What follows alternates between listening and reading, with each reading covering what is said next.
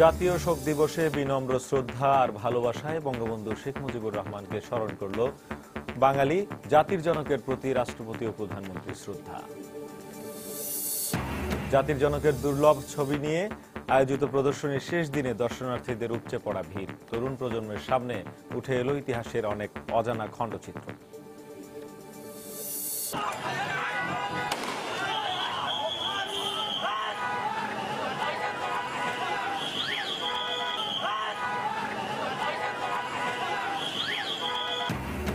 কুষ্টিয়ায় শোক দিবসের র্যালি শেষে আওয়ামী লীগের দুপক্ষের সংঘর্ষ, নিহত 1, আহত অন্তত 5। প্রথম প্রহরে না কাটলেও 15 আগস্টের দিনের শেষে উৎসব মুখর পরিবেশে গুলশানে জন্মদিনের কেক কাটলেন বেগম জিয়া। এবং জামালপুর থেকে ঢাকায় বিশ্ববিদ্যালয়ের ভর্তি কোচিং করতে এসে 2 বন্ধুর বিরুদ্ধে ধর্ষণের অভিযোগ তরুণীর, থানায় নির্যাতিতার বাবার মামলা।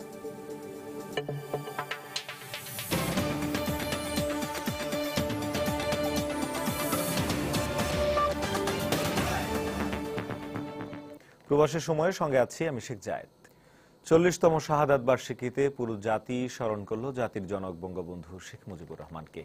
শনিবার জাতীয় শোক দিবসে গোপালগঞ্জের টুঙ্গিপাড়ায় তার সমাধিতে শ্রদ্ধা নিবেদন করেন প্রধানমন্ত্রী শেখ হাসিনা। এরপর জাতীয় সংসদের স্পিকার, আওয়ামী লীগের শীর্ষ নেতৃবৃন্দ, সর্বস্তরের মানুষ বঙ্গবন্ধুর সমাধিতে শ্রদ্ধা জানান।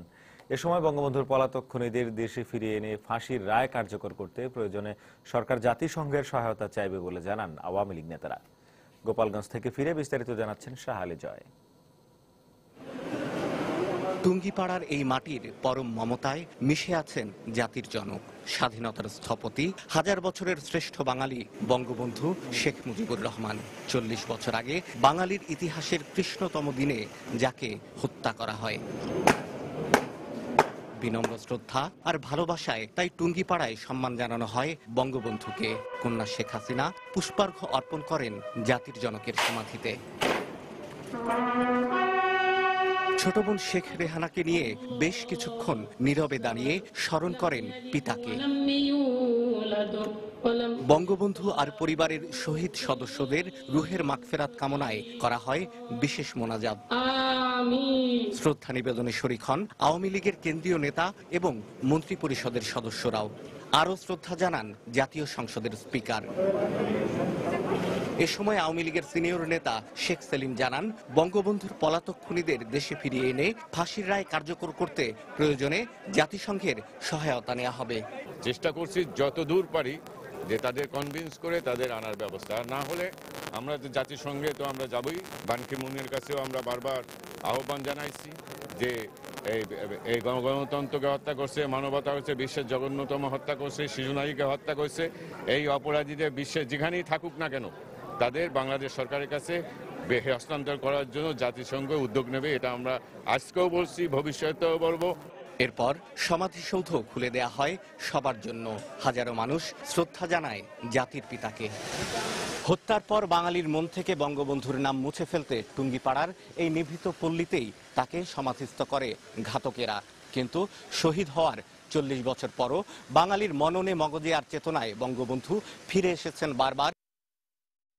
ক্ষুধা, দারিদ্র আর শোষণহীন সমাজ গড়ার যে স্বপ্ন দেখতেন জাতির জনক, সে পথেই এগিয়ে যাচ্ছে আজকের বাংলাদেশ। শাহ আলী জয়, সময় সংবাদ, টুঙ্গিপাড়া, গোপালগঞ্জ। এর আগের দিনের শুরুতে ধানমন্ডি 32 নম্বরে বঙ্গবন্ধুর প্রতিকৃতিতে ফুল দিয়ে শ্রদ্ধা জানান রাষ্ট্রপতি মোহাম্মদ আব্দুল হামিদ ও প্রধানমন্ত্রী শেখ হাসিনা। এছাড়া শ্রদ্ধা জানান জাতীয় সংসদের স্পিকার, প্রধান বিচারপতি, মন্ত্রিসভার সদস্য সহ বিভিন্ন রাজনৈতিক, সামাজিক ও সাংস্কৃতিক সংগঠনের নেতাকর্মীরা। প্রধানমন্ত্রী বনানী কবরস্থানে নিহত স্বজনদের প্রতি শ্রদ্ধা জানান। এ সময় বঙ্গবন্ধুর পলাতক খুনিদের দেশে ফিরিয়ে আনার চেষ্টা চলছে বলে জানান জনপ্রশাসন মন্ত্রী সৈয়দ আশরাফুল ইসলাম। বাঙালির 1000 বছরের ইতিহাসের কলঙ্কময় দিন আজ। তাই বিনম্র শ্রদ্ধায় শোকাতুর এই দিনে ভোরের আলো ফুটতে না ফুটতেই স্বাধীন বাংলাদেশের রূপকার জাতির জনকের প্রতিকৃতিতে ফুলেল শ্রদ্ধা জানাতে আসেন রাষ্ট্রপতি ও প্রধানমন্ত্রী। এ সময় বিউগলে বেজে ওঠে করুণ সুর, জানানো হয় রাষ্ট্রীয় সশস্ত্র সালাম। মাননীয় প্রধানমন্ত্রী জাতির পিতা বঙ্গবন্ধু। এর কিছু পরেই দলীয় প্রধান হিসেবে শ্রদ্ধা নিবেদন করেন প্রধানমন্ত্রী শেখ হাসিনা। এরপর জাতির পিতার স্মৃতিফলকে একে একে শ্রদ্ধা জানান জাতীয় সংসদের স্পিকার, প্রধান বিচারপতি, মন্ত্রিসভার সদস্য এবং বিভিন্ন রাজনৈতিক, সামাজিক ও সাংস্কৃতিক সংগঠনের নেতাকর্মীরা। পরে সর্বস্তরের মানুষের শ্রদ্ধা জ্ঞাপনের জন্য উন্মুক্ত করে দেয়া হয় ধানমন্ডির ৩২ নম্বর। এ সময় শ্রদ্ধা জানাতে আসা সাধারণ জনতার ঢল থেকেও জোরালো কণ্ঠে উচ্চারিত হয় জাতির পিতার পলাতক খুনিদের বিচারের ধ্বনি। তাদেরকে কূটনৈতিক তৎপরতা বৃদ্ধি করে বিদেশ থেকে যে কোনো প্রকারই হোক আনিয়ে তাদের বিচার করা অবশ্যই বাঞ্ছনীয় বলে আমরা মনে করি। আনা উচিত এবং তাদের যে দণ্ড দেওয়া হয়েছে তাদের প্রতি দণ্ড এক্সিকিউট করা উচিত। কিছু সময় ৩২ নম্বরের স্মৃতিমাখা সেই ভবনে অবস্থান শেষে পরিবারের অন্যান্য সদস্যদের সমাধিতে শ্রদ্ধা জানাতে প্রধানমন্ত্রী পৌঁছান বনানী কবরস্থানে। সঙ্গে ছিলেন ছোট বোন শেখ রেহানা।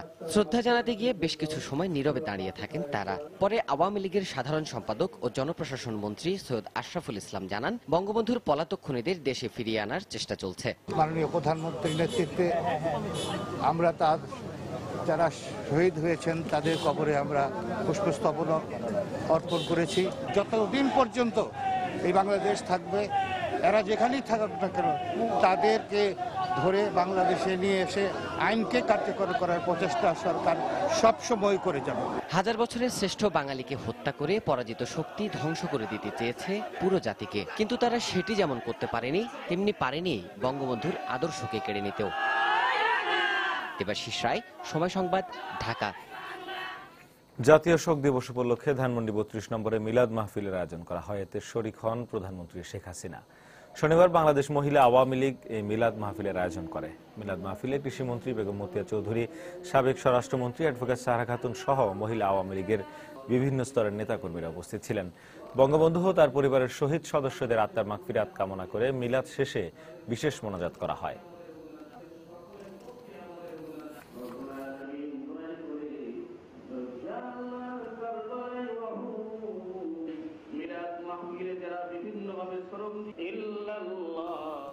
জাতীয় শোক দিবস উপলক্ষে জাতীয় সংসদ ভবনের দক্ষিণ প্লাজায় আয়োজিত জাতির জনকের দুর্লভ ছবির প্রদর্শনী চিত্রগাথায় শোক গাথার শেষ দিনে ছিল দর্শনার্থীদের উপচে পড়া ভিড়। প্রদর্শনী দেখতে এসে তরুণ প্রজন্ম জানতে পারল বঙ্গবন্ধুর জীবন আর সমসাময়িক জাতীয় ও আন্তর্জাতিক ইতিহাসের অনেক অজানা খণ্ডচিত্র। সূর্যের সমানই মানুষটি এসেছিলেন বলেই এই শ্যামল ভূখণ্ড সার্বভৌমত্ব অর্জন করেছিল। দীর্ঘ শোষণ, বঞ্চনা আর পরাধীনতার শৃঙ্খল ভেঙে স্বাধীন জাতি হিসেবে বাঙালির আত্মপ্রকাশ ঘটেছিল। তার বর্ণাঢ্য জীবনের সমান্তরালেই বয়ে গেছে এই ভূখণ্ডের ইতিহাস। আবার আন্তর্জাতিক রাজনীতির ইতিহাসেও তার সদর্প উপস্থিতি। ঢাকা উত্তর সিটি কর্পোরেশনের আলোকচিত্র প্রদর্শনী চিত্রগাথায় শোকগাথা সেই সব ইতিহাসের সমাবেশ ঘটিয়েছে সংসদ ভবন প্রাঙ্গণে। বিভিন্ন সময়ে তোলা দুর্লভ ১৫০টি ছবি নতুন প্রজন্মের সামনে তুলে ধরেছে জাতির জনকের জীবনের বৈচিত্র্যময় নানা দিক। অনেক নতুন নতুন ছবি দেখছি যেগুলো সাধারণত পাঠ্য বইয়ে বা অন্য কোনো ছবিতে দেখা যায় না, বা সাধারণত হয়তো জাদুঘরে হয়তো এরকম ছবি নেই। অনেক এক্সক্লুসিভ ছবিগুলো আমরা দেখতে পাচ্ছি, তো অনেক ভালো লাগছে এগুলো দেখে। বঙ্গবন্ধুর অনেকগুলো ছবি দেখেছি, ভালো লাগছে। বঙ্গবন্ধুর অনেক ছবি দেখেছি যেগুলো আগে দেখিনি, অনেক ভালো লাগছে দেখে। আলোকচিত্র প্রদর্শনী উৎসর্গ করা হয়েছে নতুন প্রজন্মকেই। বিরল কিছু আলোকচিত্র, অদেখা কিছু ছবি যা মানুষ সাধারণত দেখেনি, এরই আলোকচিত্র আমরা উত্তর সিটি কর্পোরেশনের পক্ষ থেকে করেছি। আর মূলত জাতির পিতাকে ভবিষ্যৎ প্রজন্মের কাছে তুলে ধরা, তার প্রজ্ঞা, তার গণতান্ত্রিক চেতনা, তার রাজনৈতিক দূরদর্শিতা সব মিলিয়েই এই আমাদের এই আয়োজন। ৩ দিনব্যাপী প্রদর্শনীর শেষ দিনে আলোকচিত্রের পাশাপাশি ক্যানভাস, কবিতা আর আলোচনায় ও ভাস্বর ছিলেন বঙ্গবন্ধু শেখ মুজিবুর রহমান। সৌমিত্র শুভ্র, সময় সংবাদ, ঢাকা। জাতির জনক বঙ্গবন্ধু শেখ মুজিবুর রহমানের ৪০তম শাহাদাত বার্ষিকীতে রাজধানীতে নানা কর্মসূচির আয়োজন করা হয়। এ নিয়ে একটি রিপোর্ট থাকছে সংবাদের পরের অংশে। কুষ্টিয়ায় শোক দিবসের র্যালি শেষে আওয়ামী লীগের দুপক্ষের সংঘর্ষে সবুজ নামে এক যুবলীগ কর্মী নিহত হয়েছেন। এ সময় আহত হয়েছেন কমপক্ষে ৫ জন। শনিবার বেলা ১২টার দিকে শহরের মজমপুর গেট এলাকায় এই ঘটনা ঘটে। পুলিশ জানায়, শোক দিবস উপলক্ষে মজমপুর বাসস্ট্যান্ড এলাকায় বঙ্গবন্ধুর প্রতিকৃতিতে ফুল দিতে যায় শহর আওয়ামী লীগের সাধারণ সম্পাদক মমিনুর রহমানের সমর্থকরা। ফুল দেয়া শেষে সমাবেশ করার সময় জেলা স্বেচ্ছাসেবক লীগের সাধারণ সম্পাদক সাজ্জাদ হোসেনের সমর্থকরা ওই স্থানে মিছিল নিয়ে ফুল দিতে যান। এ সময় দুপক্ষের মধ্যে সংঘর্ষ শুরু হয়। পরে উভয় পক্ষের গোলাগুলিতে আহত যুবলীগ কর্মী সবুজ সহ 6 জনকে সদর হাসপাতালে ভর্তি করা হয়। সেখানে চিকিৎসাধীন অবস্থায় সবুজের মৃত্যু হয়। এদিকে ঘটনার পর শহরে অতিরিক্ত পুলিশ মোতায়েন করা হয়। দুইটি গ্রুপের মধ্যে এই ঘটনা ঘটেছে এবং ব্যক্তিগত আক্রোশ বা তাদের ব্যক্তিগত কোনো দ্বন্দ্ব থাকতে আছে কারণে এই ঘটনা ঘটেছে এবং আমরা যারা এই ঘটনা ঘটিয়েছে তাদের বিরুদ্ধে আইনগত ব্যবস্থা নেওয়ার জন্য আমরা জোর তৎপরতা চালাচ্ছি। আশা রাখছি অল্প আমরা তাদেরকে আমরা গ্রেপ্তার করে আইনে আমরা সোপর্দ করতে পারবো। প্রথম প্রহরে না কাটলেও 15 আগস্ট দিনের শেষে নেতাকর্মীদের নিয়ে কেক কাটলেন বিএনপি চেয়ারপারসন বেগম খালেদা জিয়া। রাতে গুলশানের নিজ কার্যালয়ে দলীয় নেতাকর্মীদের উপস্থিতিতে 70তম জন্মদিনের কেক কাটেন বেগম জিয়া। বাংলাদেশ জাতীয়তাবাদী দল বিএনপি, ঢাকা মহানগর বিএনপি, জাতীয়তাবাদী ছাত্র দল, স্বেচ্ছাসেবক দল ও কেন্দ্রীয় যুব দলের উদ্যোগে 70 পাউন্ডের 5টি কেক কাটা হয়। কেক কাটার আগে দলীয় নেতাকর্মীদের নিয়ে দোয়া মোনাজাত করেন বেগম জিয়া। কেক কাটার পর বেগম জিয়াকে ফুল দিয়ে শুভেচ্ছা জানান দলের বিভিন্ন পর্যায়ের নেতারা। 1996 সাল থেকে রাত 12টা 1 মিনিটে কেক কাটলেও এবারই প্রথম দিনের শেষে কেক কাটলেন বেগম জিয়া।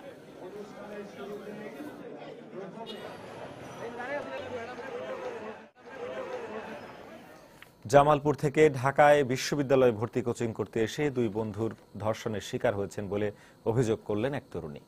এই ঘটনায় শনিবার সন্ধ্যায় রাজধানীর রমনা মডেল থানায় একটি মামলা করেছেন নির্যাতিতার বাবা। অভিযুক্ত শাওন তেজগাঁও কলেজের এবং অভিযুক্ত নিলয় জগন্নাথ বিশ্ববিদ্যালয়ের শিক্ষার্থী বলে মামলার এজাহারে উল্লেখ করা হয়েছে। পুলিশ জানায় জামালপুরের একই গ্রামের বাসিন্দা হওয়ায় শাওন ওই তরুণীর পূর্ব পরিচয়ের সূত্র ধরে ওই তরুণীর সাথে মাঝে মাঝেই ফোনে কথা বলতেন। ঘটনার দিন শুক্রবার বিকেলে শাওন তাকে বিকেলের নাস্তা খাবার কথা বলে কৌশলে মগবাজারের কোন একটি ভবনে নিয়ে নিলয় সহ ধর্ষণ করে। আসামিদেরকে গ্রেপ্তারের চেষ্টা চলছে বলে জানিয়েছে পুলিশ। মেয়ের যেটা বক্তব্য যে মগবাজার বা তার আশেপাশে কোনো এক হোটেলে তাকে নিয়ে আসছে এবং ওখানে লিফটের 3 তলায় এসে উঠছে এবং ওখানে শাওন এবং তার বন্ধু নিলয় এই দুজনে তাকে ধর্ষণ করেছে। সকালে অনুমান 10টা বা 10:30টার সময় আমাদের থানায় এসে বিষয়টা জানায়। আমরা তাৎক্ষণিক ঢাকা মেডিকেলের ওসিসিতে পাঠিয়েছি। আমরা শাওনকে এবং তার যে সহযোগী নিলয় তাকে গ্রেপ্তারের জন্য বিভিন্ন জায়গায় আমরা অভিযান চালিয়েছি। অভিযান অব্যাহত আছে। প্রবাসের সময় আরো থাকছে। মাদারীপুরে 2 স্কুল শিক্ষার্থী হত্যা মামলায় গ্রেপ্তারকৃত 3 জনের 7 দিন করে রিমান্ড মঞ্জুর। বাকি 4 আসামি এখনো পলাতক।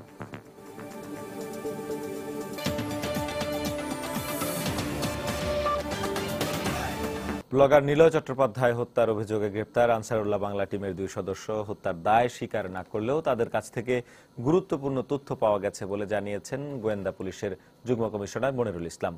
তবে গ্রেপ্তারকৃতরা ব্লগার হত্যা সমর্থন করে বলে স্বীকার করেছে। এছাড়া অভিজিৎ রায় হত্যার ব্যাপারে তাদের কাছ থেকে গুরুত্বপূর্ণ তথ্য পাওয়া গেছে বলেও জানান গোয়েন্দা কর্মকর্তা। খান মোহাম্মদ রুমেলের রিপোর্ট। ব্লগার নিলয় হত্যার সঙ্গে জড়িত অভিযোগে গ্রেফতার সাদ আল নাহিয়ান ও মাসুম রানা আনসারুল্লাহ বাংলা টিমের একটি স্লিপার সেলের সদস্য বলে রিমান্ডের প্রথম দিনে স্বীকার করেছে বলে জানিয়েছেন গোয়েন্দা কর্মকর্তারা। ব্লগার আসিফ মহিউদ্দিনকে হত্যার জন্য তারাই হামলা করেছিল, কিন্তু হত্যা করতে না পারায় আফসোস করেছে বলেও দাবি করেন গোয়েন্দা পুলিশের যুগ্ম কমিশনার। তিনি আরো বলেন, গ্রেফতারকৃতরা এখনো নিলয় হত্যার দায় স্বীকার না করলেও সব ব্লগার হত্যা সমর্থন করে বলে স্বীকার করেছে। কিন্তু এই হত্যাকাণ্ডের ব্যাপারে এখন পর্যন্ত তারা তাদের সম্পৃক্ততার কথা সুনির্দিষ্টভাবে স্বীকার করেনি, তবে জিজ্ঞাসাবাদ অব্যাহত রয়েছে। 2 জন মূলত দীর্ঘদিন ধরেই আনসারুল্লাহ বাংলা টিমের সাথে একেবারে সরাসরি যুক্ত এবং তারা আনসারুল্লাহ বাংলা টিমের একটা সেলেরও সদস্য। নিলয় হত্যার পর তার স্ত্রী আশামণি জানিয়েছিলেন 4 জন তাদের বাসায় প্রবেশ করেছিল। সেই 4 জনের মধ্যে সাদ আল নাহিয়ান ও মাসুম রানা ছিল কিনা তাও নিশ্চিত হওয়ার চেষ্টা করছেন গোয়েন্দারা। আশামণির সাথে এখনো আমরা যোগাযোগ করতে পারিনি। এটা হয়তো আমরা প্রয়োজন বোধে আমরা যে টিআইপি যেটি রয়েছে সেটি আমরা করানোর পর যদি আসামনি এদের শনাক্ত করে তাহলে তো হলো, প্রয়োজন বোধে এদের ডিএনএ টেস্টও আমরা করাবো। লেখক ব্লগার অভিজিৎ রায় হত্যার বিষয়ে তাদের কাছ থেকে গুরুত্বপূর্ণ তথ্য পাওয়া গেছে বলেও জানান ডিবি কর্মকর্তা। অভিজিৎ হত্যাকাণ্ডের সাথে এখন পর্যন্ত তাদের কোনো সম্পর্ক সেটা আমরা পাইনি, তবে সে ব্যাপারে আমরা জিজ্ঞাসাবাদ করছি। তারা সেই ব্যাপারেও গুরুত্বপূর্ণ কিছু তথ্য দিয়েছে, তারা নিজেরা জড়িত না থাকলেও কিছু গুরুত্বপূর্ণ তথ্য দিয়েছে। গোয়েন্দা পুলিশের যুগ্ম কমিশনার আরও জানান, শুধু নিলয় হত্যাকাণ্ড নয়, সব ব্লগার হত্যার রহস্য উদ্ঘাটনে সচেষ্ট রয়েছেন তারা। খান মোহাম্মদ রুমেল, সময় সংবাদ, ঢাকা। নানা কর্মসূচির মধ্য দিয়ে রাজধানীতে পালিত হলো জাতির জনক বঙ্গবন্ধু শেখ মুজিবুর রহমানের 40তম শাহাদাত বার্ষিকী। দুস্থদের মাঝে খাবার বিতরণ, মিলাদ মাহফিলের পাশাপাশি নতুন প্রজন্মের কাছে বঙ্গবন্ধুর আদর্শকে ছড়িয়ে দিতে আয়োজন করা হয় শিশু কিশোরদের চিত্রাঙ্কন প্রতিযোগিতা। প্রত্যেকের দাবি ছিল বঙ্গবন্ধুর বাকি খুনিদের দেশে ফিরিয়ে এনে রায় দ্রুত কার্যকর করা। সাম্প্রদায়িকতার ঊর্ধ্বে উঠে বাঙালি জাতির স্বাধীনতা আর অর্থনৈতিক মুক্তির স্বপ্ন দেখিয়েছিলেন তিনি বঙ্গবন্ধু শেখ মুজিবুর রহমান। তাকে হত্যার মধ্য দিয়ে তার আদর্শকে মুছে ফেলার যে নীল নকশা করেছিল ঘাতক চক্র, তা কোনোদিনই সফল হবে না। বাঙালির স্বপ্নদ্রষ্টার 40তম শাহাদাত বার্ষিকী পালনে আয়োজিত অনুষ্ঠানে এমন কথাই ছিল আওয়ামী লীগ নেতাদের মুখে। ঢাকা মহানগর আওয়ামী লীগ আয়োজিত শোক দিবস উপলক্ষে দুস্থদের মাঝে খাবার বিতরণ অনুষ্ঠানে খাদ্যমন্ত্রী অ্যাডভোকেট কামরুল ইসলাম বলেন, পৃথিবীর যেখানেই বঙ্গবন্ধুর খুনিরা পালিয়ে থাকুক না কেন, অবিলম্বে দেশে ফিরিয়ে এনে সাজা কার্যকর করা হবে। অপর এক অনুষ্ঠানে খুনিদের দেশে ফিরিয়ে আনতে সরকার কাজ করছে বলে জানান আওয়ামী লীগের যুগ্ম সাধারণ সম্পাদক মাহবুবুল আলম হানিফ। খুনিদের অনেকে রায় কার্যকর হয়েছে, যারা এখনো বিদেশে পালিয়ে আসেন, আমরা চেষ্টা করে যাচ্ছি এই সমস্ত খুনিদের ফিরিয়ে এনে এই রায় দ্রুত কার্যকর করার। এবার সার্বজনীনভাবে বঙ্গবন্ধুর শাহাদাত বার্ষিকী পালিত হচ্ছে এবং দল মত নির্বিশেষে প্রত্যেকে আজকে বঙ্গবন্ধুর প্রতি শ্রদ্ধা নিবেদন করছে। সবচাইতে আমাদের যে প্রাপ্যতা থাকবে যে জাতির জনক বঙ্গবন্ধুর অবশিষ্ট খুনিদের যাতে আমরা দেশে ফিরিয়ে আনতে পারি এবং তাদের দণ্ড কার্যকর করতে পারি, এটাই আমাদের সবচেয়ে বেশি চাওয়া। রাজধানীর কারওয়ান বাজারে শোক দিবসের আলোচনা সভায় স্বাস্থ্যমন্ত্রী বলেন, সারা বিশ্বে বাঙালিকে মাথা উঁচু করে লড়াই করতে শিখিয়েছেন বঙ্গবন্ধু। ঢাকেশ্বরীতে আলাদা অনুষ্ঠানে সুরঞ্জিত সেনগুপ্ত বলেন, অসাম্প্রদায়িক বাংলাদেশ গড়তে বঙ্গবন্ধুর পথেই হাঁটতে হবে সবাইকে। যে বাঙালি জাতি ছিল ভীরু কাপুরুষের জাতি, সে পরিচিত ছিল দুনিয়ার কাছে, যে জাতি বারবার শাসিত হয়েছে, মেরুদণ্ড সূচক করে দাঁড়াতে পারে নাই, সেই বাঙালি জাতিকে লড়াই করতে শিখিয়েছিলেন, প্রতিবাদ করতে শিখিয়েছিলেন তিনি বঙ্গবন্ধু শেখ মুজিবুর রহমান। উগ্র সাম্প্রদায়িক শক্তির বিরুদ্ধে লড়াই করে অসাম্প্রদায়িক বাংলাদেশকে টিকিয়ে রাখতেই হবে। তাই আসুন আজকের দিনে আমরা প্রার্থনা করি যে আমাদের ইস্পিত লক্ষ্যে পৌঁছাতে হলে বঙ্গবন্ধুর পথেই এগোতে হবে। এছাড়া জাতীয় শোক দিবস উপলক্ষে রাজধানীর প্রতিটি থানা ওয়ার্ডেই আয়োজন করা হয় নানা কর্মসূচি। ৭৫-এর মতো আবার কোনো ষড়যন্ত্র করার চেষ্টা হলে তা কঠোর হাতে দমন করা হবে বলেও হুঁশিয়ারি দেন তারা। আয়োজন করেছে জুনায়েদ আল হাবিব, সময় সংবাদ, ঢাকা। ভারতের রাষ্ট্রপতি প্রণব মুখার্জির অসুস্থ স্ত্রী শুভ্রা মুখার্জির শারীরিক অবস্থার খোঁজ নিয়েছেন রাষ্ট্রপতি মোহাম্মদ আব্দুল হামিদ ও প্রধানমন্ত্রী শেখ হাসিনা। শনিবার সন্ধ্যায় প্রণব মুখার্জির স্ত্রীর অসুস্থতার খবর শুনে তাকে ফোন করেন রাষ্ট্রপতি ও প্রধানমন্ত্রী। রাষ্ট্রপতি আব্দুল হামিদ সন্ধ্যা ৭টা ৩৯-এ প্রণব মুখার্জিকে ফোন করেন। এর আগে প্রধানমন্ত্রী শেখ হাসিনা ভারতের রাষ্ট্রপতির স্ত্রীর খবর নিতে প্রণব মুখার্জিকে ফোন করেন। প্রধানমন্ত্রী তার সঙ্গে প্রায় ২০ মিনিট কথা বলেন।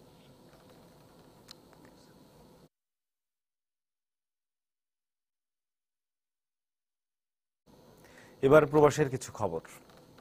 বাঙালি জাতির ইতিহাসে শেখ মুজিবুর রহমানই একমাত্র নেতা যিনি বাঙালির জন্য একটি স্বতন্ত্র স্বাধীন রাষ্ট্রের কথা চিন্তা করেছিলেন। শুক্রবার সন্ধ্যায় নিউ ইয়র্কের জ্যাকসন হাইটসের জুইশ সেন্টারে জাতীয় শোক দিবসের আলোচনা সভায় এই কথা বলেন আওয়ামী লীগের সভাপতিমণ্ডলীর সদস্য নুহুল আলম লেলিন। যুক্তরাষ্ট্র প্রবাসী মুক্তিযোদ্ধা ও মুক্তিযুদ্ধের পক্ষের শক্তির ব্যানারে আয়োজিত এই অনুষ্ঠানে প্রধান অতিথির বক্তব্যে তিনি আরও বলেন, বঙ্গবন্ধুই প্রথম স্বতন্ত্র বাঙালি জাতিসত্তা প্রতিষ্ঠিত করেছেন। অনুষ্ঠানে আরও বক্তব্য রাখেন জাতিসংঘে নিযুক্ত বাংলাদেশের রাষ্ট্রদূত ডক্টর এ.কে. আব্দুল মোমেন, নাট্যজন জামাল উদ্দিন হোসেন, সাংবাদিক নিনি ওয়াহেদ প্রমুখ। আলোচনার পাশাপাশি বঙ্গবন্ধুকে নিয়ে রচিত কবিতা ও গানে আবেগ ঘন পরিবেশে স্মরণ করা হয় তাকে। বাঙালি জাতির এই প্রায় ৩,০০০ বছরের ইতিহাসে একমাত্র শেখ মুজিবুর রহমান এই একমাত্র নেতা যিনি বাঙালির জন্য একটি স্বতন্ত্র স্বাধীন রাষ্ট্রের কথা চিন্তা করেছেন। স্বদেশ প্রত্যাবর্তনের পরে 10ই জানুয়ারিতে বলেছিলেন, আমরা বাঙালি, আমরা মানুষ, আমরা মুসলমান। সর্বকালের শ্রেষ্ঠ এই জন্য যে তিনি বাঙালির জন্য স্বতন্ত্র জাতিসত্তা হিসেবে তার আইডেন্টিটি প্রতিষ্ঠিত করেছেন। বিভিন্ন কর্মসূচির মধ্য দিয়ে সৌদি আরবের রিয়াদ ও জেদ্দায় পালিত হলো বঙ্গবন্ধু শেখ মুজিবুর রহমানের 40তম শাহাদাত বার্ষিকী। শনিবার স্থানীয় সময় সকাল 9টায় রিয়াদে অবস্থিত বাংলাদেশ দূতাবাস প্রাঙ্গণে জাতীয় পতাকা অর্ধনমিত রাখার মধ্য দিয়ে শোক দিবসের কর্মসূচি শুরু হয়। এই কর্মসূচির উদ্বোধন করেন সৌদি আরবে নিযুক্ত বাংলাদেশের রাষ্ট্রদূত গোলাম মসিহ। এরপর তিনি দূতাবাসের পক্ষ থেকে বঙ্গবন্ধুর প্রতিকৃতিতে ফুল দিয়ে শ্রদ্ধা নিবেদন করেন। পরে বিভিন্ন সংগঠন ও কমিউনিটি নেতারাও শ্রদ্ধা জানান। জাতীয় শোক দিবসের নানা কর্মসূচি পালন করে বাংলাদেশ কনসুলেট জেদ্দা।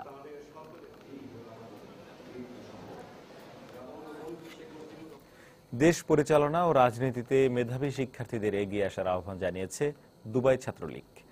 শনিবার দুবাইয়ের B&B হোটেলের বলরুমে জাতীয় শোক দিবস উপলক্ষে এক আলোচনা সভার আয়োজন করা হয়।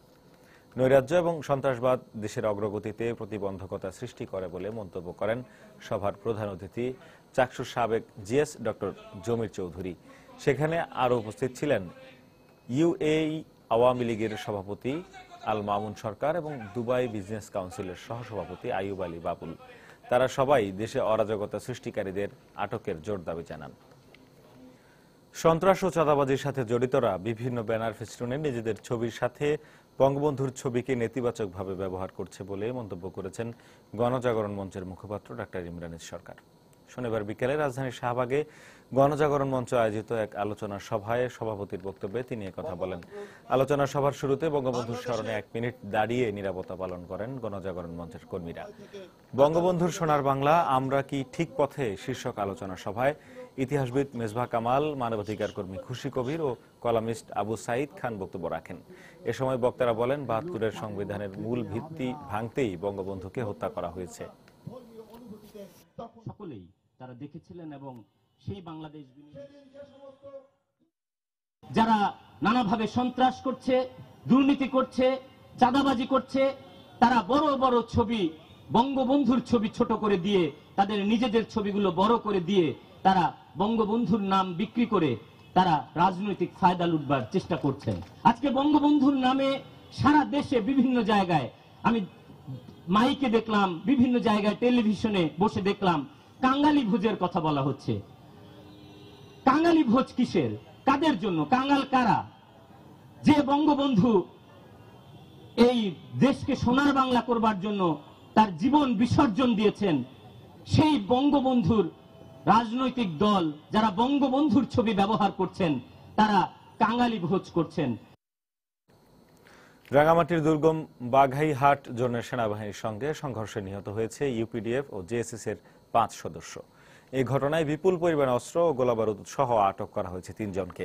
এদিকে ইউপিডিএফ ও জেএসএস বলছে নিহতরা তাদের সদস্য নয়, তবে নিহতরা জেএসএস এর সংস্কারপন্থীদের অনুসারী বলে দাবি করেছে জেএসএস। সেনাবাহিনীর কর্মকর্তারা জানান, শনিবার ভোরে দুর্গম কেরাংতলী এলাকায় ইউপিডিএফ ও জেএসএস এর একটি আস্তানার সন্ধান পায় বাঘাইহাট জোনের সদস্যরা। সেখানে অভিযান চালাতে গেলে সন্ত্রাসীরা সেনাবাহিনীকে লক্ষ্য করে গুলি ছোড়ে। এ সময় পাল্টা গুলি চালায় সেনাবাহিনী। প্রায় আধ ঘন্টা উভয় পক্ষের মধ্যে সংঘর্ষ হয়। পরে সেনা সদস্যরাও ঘটনাস্থল থেকে ইউপিডিএফ ও জেএসএস এর 5 সদস্যের লাশ উদ্ধার করে। এছাড়া একটি এসএমজি, 2টি চাইনিজ রাইফেল, 3টি একনলা বন্দুক, 4টি বিদেশি পিস্তল এবং বিপুল পরিমাণ গুলি সহ 3 জনকে আটক করা হয়। বন্দুকযুদ্ধে লিয়াকত নামে সেনাবাহিনীর এক কর্পোরাল আহত হয়েছেন বলে জানানো হয়েছে।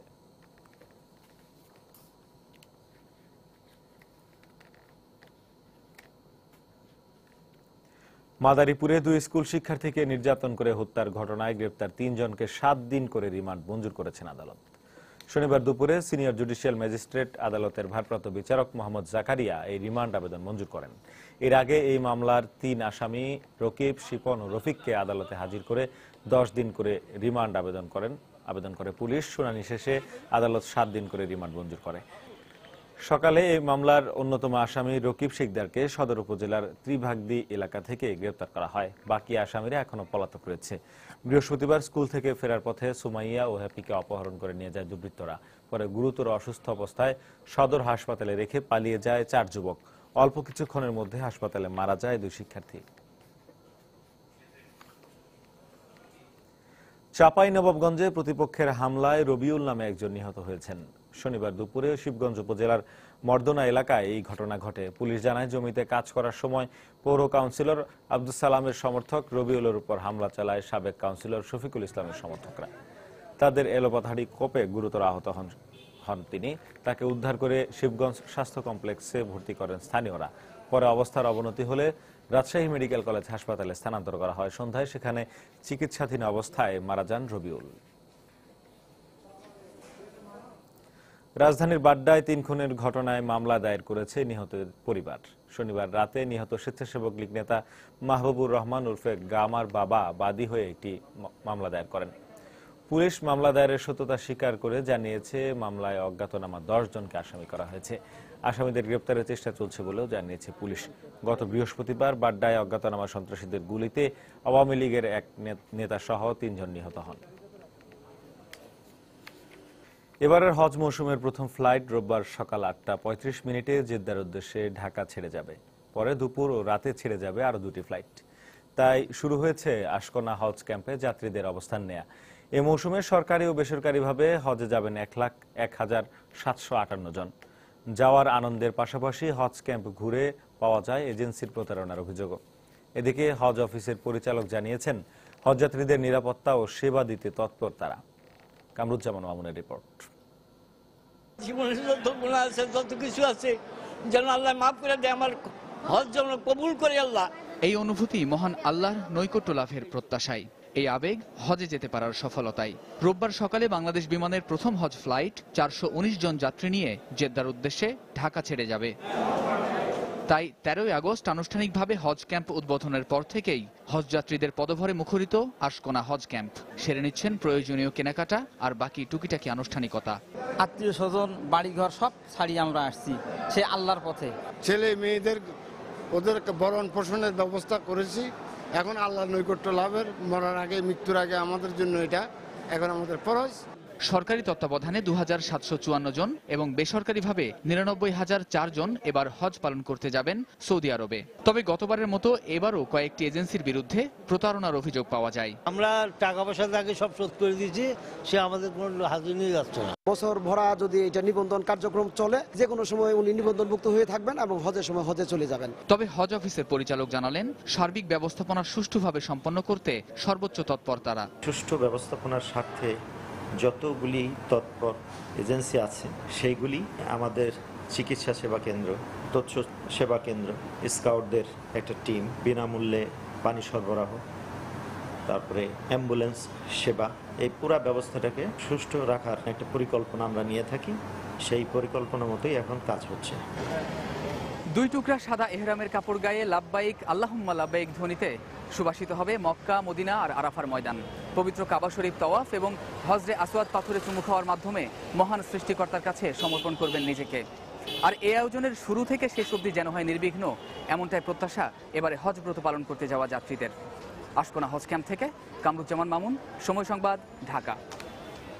খুলনায় চিকিৎসকদের অবহেলায় এক নবজাতকের মৃত্যু হয়েছে বলে অভিযোগ উঠেছে। প্রতিবাদে ক্লিনিকে ভাঙচুর চালায় বিক্ষুব্ধ এলাকাবাসী। শনিবার বিকেলে নগরীর রায়পাড়া মসজিদ রোড এলাকার একটি ক্লিনিকে শিশুটির মৃত্যু হয়। পুলিশ জানায়, সকালে সোনাডাঙ্গা এলাকার দিনমজুর বাদশা মিয়ার সন্তান সম্ভবা স্ত্রী মুক্তা বেগমকে ভর্তি করা হয় বেসরকারি প্রতিষ্ঠান নগর মাতৃসদন কেন্দ্রে। বিকেলে মুক্তা বেগম অসুস্থ হয়ে পড়েন। এ সময় ওই ক্লিনিকের চিকিৎসক ও নার্সরা বিষয়টি গুরুত্ব দেননি বলে অভিযোগ করেন স্বজনরা। পরে ক্লিনিকের এক আয়া গিয়ে জোর করে বাচ্চা প্রসব করানোর চেষ্টা করলে বাচ্চাটি মারা যায়। এই ঘটনার প্রতিবাদে রোগীর স্বজনরা ক্লিনিকে ভাঙচুর চালালে পুলিশ এসে পরিস্থিতি নিয়ন্ত্রণে আনে। আন্তর্জাতিক প্রসঙ্গ। ভারতের স্বাধীনতা দিবসে জম্মু কাশ্মীর সীমান্তের পুঞ্চ সেক্টরে গুলিতে 5 বেসামরিক নাগরিক নিহত ও 9 জন আহত হয়েছে বলে জানিয়েছে ভারতীয় সংবাদ মাধ্যম। শনিবার বিকেলে এই ঘটনায় পাকিস্তান সেনাবাহিনীকে অভিযুক্ত করেছে ভারতীয় সেনাবাহিনী। 2003 সালে শান্তি চুক্তি হওয়ার পর চলতি মাসেই এ পর্যন্ত 32 বার চুক্তি লঙ্ঘিত হয়েছে। এর আগে শনিবার ভারতের স্বাধীনতা দিবস উপলক্ষে দেশটির প্রধানমন্ত্রী নরেন্দ্র মোদীকে শুভেচ্ছা জানান পাক প্রধানমন্ত্রী নওয়াজ শরীফ। কিন্তু প্রতি বছরের মতো এবার দুদেশের সেনারা মিষ্টি বিতরণ করেননি।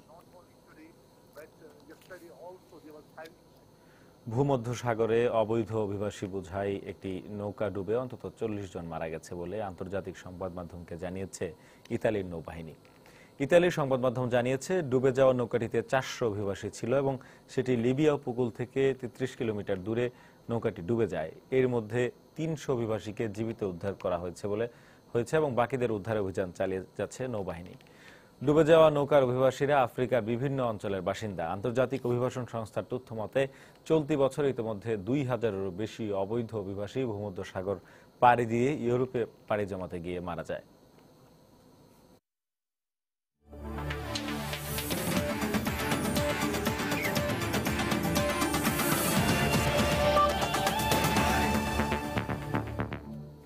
খেলার খবর। অক্টোবরে অস্ট্রেলিয়ার বিপক্ষে টেস্ট সিরিজের আগে ফ্র্যাঞ্চাইজি লিগ বিসিএল এর আয়োজন করা সম্ভব না হলেও জাতীয় লিগ করার পরিকল্পনা করছেন বিসিবির টুর্নামেন্ট কমিটির চেয়ারম্যান আকরাম খান। কারণ অজিদের বিপক্ষে আসন্ন টেস্ট সিরিজে ইতিবাচক ফলাফল করার লক্ষ্যে টাইগার কোচ হাতুরু সিংহে ঘরোয়া ক্রিকেটে দীর্ঘ পরিসরে ম্যাচ খেলতে আকরাম খানের কাছে অনুরোধ করেছেন। কোচ যেমন আমাকে সরাসরি ডেকে আমাকে রিকোয়েস্ট করেছেন এবং উনি আমাকে বলেছেন, তো আমিও চেষ্টা করছি এবং উনি যে আমাকে রিকোয়েস্ট করেছেন এটা কিন্তু আমি এনিহাও আমি এই ব্যবস্থা করবই। যদিও কোনো কারণে রাজি না হয় তাহলে আমরা চেষ্টা করব ন্যাশনাল লিগটা আমরা আগে শুরু করে দিব। অস্ট্রেলিয়ার সাথে আমরা টেস্ট খেলবো এবং আমি মনে করি যে আপনার একটা সিরিজের আগে যদি ওই ফরম্যাটের খেলা যদি একটা দুইটা আপনি খেলতে পারেন তাহলে কিন্তু আমার মনে হয় যে আপনি একটা কমফোর্টেবল জোনে থাকবেন। অস্ট্রেলিয়াকে কিন্তু সহজ দল হিসাবে কিন্তু কোনো সময় নিতে পারবেন না, ওরা যদি আপনার ফুল চেঞ্জ করে আসে। বাট ইম্পর্টেন্ট যেটা আমি পজিটিভ সাইড যেটা দেখছি যে আমরা আমাদের দেশে খেলবো, সেটা আমাদের জন্য advantage. Bharat Sri Lanka test series প্রসঙ্গ। গলে 3 ম্যাচ সিরিজের প্রথম টেস্টে ভারতের বিপক্ষে 63 রানের নাটকীয় জয় পেয়েছে শ্রীলঙ্কা।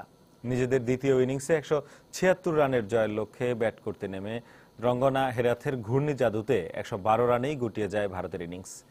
এ জয়ের 3 ম্যাচ সিরিজে 1-0-তে এগিয়ে গেল লঙ্কানরা। ম্যাচ সেরা হয়েছেন দীনেশ চন্ডিমাল। শেষ দিনে ভারতীয়দের জয়ের জন্য প্রয়োজন ছিল 153 রান আর হাতে ছিল 9 উইকেট। আগের দিনের 1 উইকেটে 23 রান নিয়ে খেলতে নামা ভারতীয়রা চতুর্থ দিনের শুরুটা ভালো করেনি।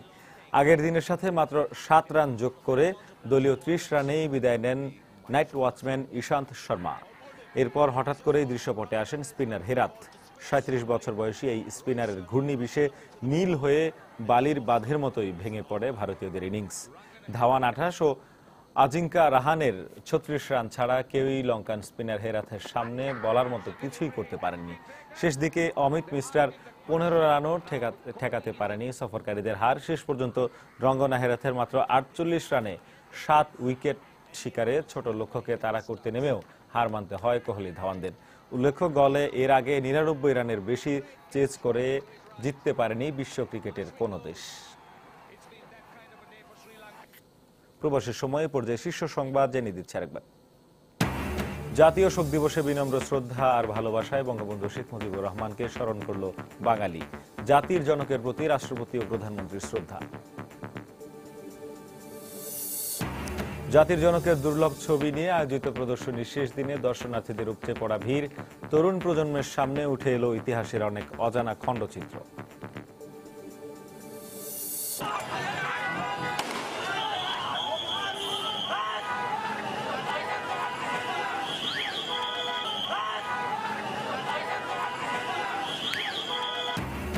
কুষ্টিয়ায় শোক দিবসের র্যালি শেষে আওয়ামী লীগের দুপক্ষে সংঘর্ষ, নিহত 1, আহত আরো অন্তত 5 জন। প্রথম প্রহরে না কাটলেও 15 আগস্টের দিনের শেষে উৎসব মুখর পরিবেশে গুলশানের জন্মদিনের কেক কাটলেন বেগম জিয়া।